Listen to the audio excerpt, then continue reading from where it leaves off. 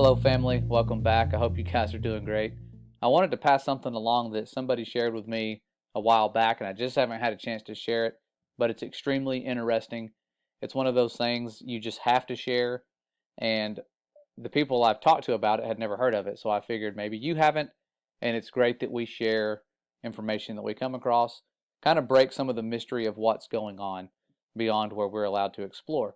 And this story is one of those that will blow your mind because it reveals sort of what we already assumed would be going on there. But this person that shared this with me was very kind and said, "Hey, this is really cool. Have you heard about this?" And I haven't heard anything about it until they shared it. This channel here, Yup0123, and they said, "I found this on Facebook and I think it's worth sharing with you all. I kept the original post's layout untouched to keep its originality." So they've broken it up. You'll see what I'm talking about, or what they're talking about here in just a second. And the story, I will scroll to it, starts right here. And this person reached out on one of those truther Facebook pages. There's lots of them where they were talking about the firmament. And they had a military background. And they said, "I've never really believed in Jesus or done the whole church thing, but I think I've seen the stuff you guys are talking about here. I just didn't know what it was at the time." This person was in the Army from 1997 to 2000, and they said, "I was sent to McMurdo Station in Antarctica. I was a helicopter mechanic and a crew chief, and they had volunteer tours open for guys to go there and work on the helicopters there. When they asked for volunteers," sorry, there's some typos here. I'll try to read it and say what I believe they were trying to say. But it says, when they asked for volunteers, a bunch of us applied, but only me and one other guy got accepted. The application process had a bunch of questionnaires that we had to fill out, and we had to sit for a bunch of one-on-one interviews. It was mostly just a bunch of questions about what our interests and beliefs were." It's weird that they would ask about their beliefs. "I was sent to McMurdo Research Station in August of 1998. When we weren't busy de-icing the aircraft and working on them, we had time to hang out with the scientists at the research station. The military unit attached to McMurdo was small, and we didn't have our own separate facilities. We didn't have a PX or a media center. There was no chapel or chaplain, and we didn't have our own separate mailroom. We just had to share the same facilities with the scientists and researchers, so over time I got to be friends with a few of them. They had two different kinds of ice they worked on and studied. This is where it gets interesting. One kind of ice was the normal kind that we've all seen. They took cores of it out of boreholes in the ground. Just like normal ice, it was mostly clear and sometimes white, and it would melt into liquid water if it got warm. The whole area of Antarctica is covered in this kind of ice. But that wasn't their main kind of ice. The only time I ever saw them actually studying normal ice was when a film crew from National Geographic came by. The rest of the time, which was most of the time, the scientists were studying something they called sky ice. This stuff was totally different. We were never allowed to go into the laboratory areas of the station because the labs had to be kept super clean, and they said it would mess up their work if they risked letting too many people in the lab. But one time, one of the researchers that I was friends with showed me a piece of sky ice. You couldn't touch the stuff with your bare hands because it was so cold. And it wasn't clear or white like normal ice. It was solid blue. He said that's why they call it sky ice, because it was the exact same color as the sky. We had to wear thick, heavy going outside gloves to handle it. The stuff was so cold, it would instantly freeze your skin if you touched it. I don't remember what the temperature he said it was, but it was something like hundreds of degrees below zero, way colder than the normal ice that was outside. He had to carry it in a metal bottle that was kind of like a thermos. He let me play with the piece of it for a while. It felt lighter than a piece of normal ice of the same size, like it wasn't very heavy at all. It almost felt like you could throw it up in the air and it would just float back down. But I didn't try that. And it was also a little flexible when I tried to bend it. It didn't break like normal ice would, and even for a small piece, you could see through it. It was solid blue right from the surface. And here's the really weird part. It didn't melt into water. When it got warm, because we had it inside, it just started to shrink. It got smaller and smaller, but my glove never got wet.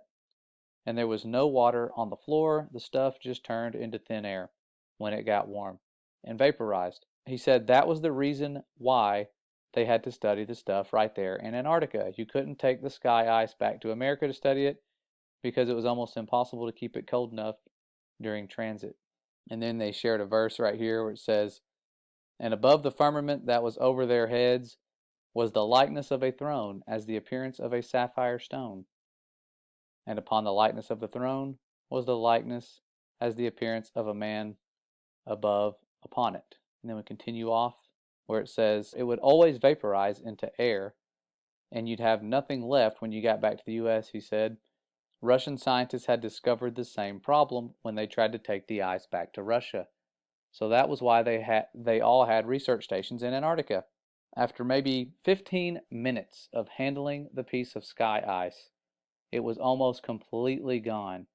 Just a tiny little bit was left, and my glove was dry the whole time.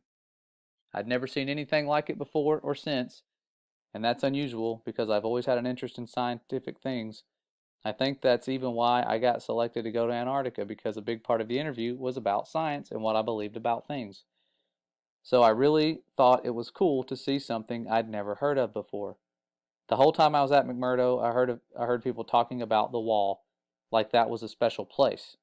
It's pretty common to find ice walls and ice cliffs all over Antarctica. The whole place is ice, but it's all just normal white or clear ice. So I asked my friend where they get the sky ice from, and he said it comes from the wall. I don't remember exactly how he described it, but apparently there's a huge wall of sky ice in Antarctica. He said it was hundreds of miles inland from the coast. I never got to see it myself because I was only stationed to McMurdo. I didn't get to go out on expeditions. He said it was the biggest natural structure in the world. Imagine that. He said that in the 1960s, the U.S. Army had a plan to bore a tunnel into the wall, but they didn't have a boring machine that could handle the super cold temperatures, so they had a whole testing project in Greenland where they developed ice tunnels and invented new boring machines that could operate in super cold temperatures. So this was back when they were going into forming NASA and all the other things that were kind of strange, the Antarctic Treaty, around that time, pretty close to it. And he says, like they did this whole big thing in Greenland for just practice. So it was like they were practicing to bore into the sky ice.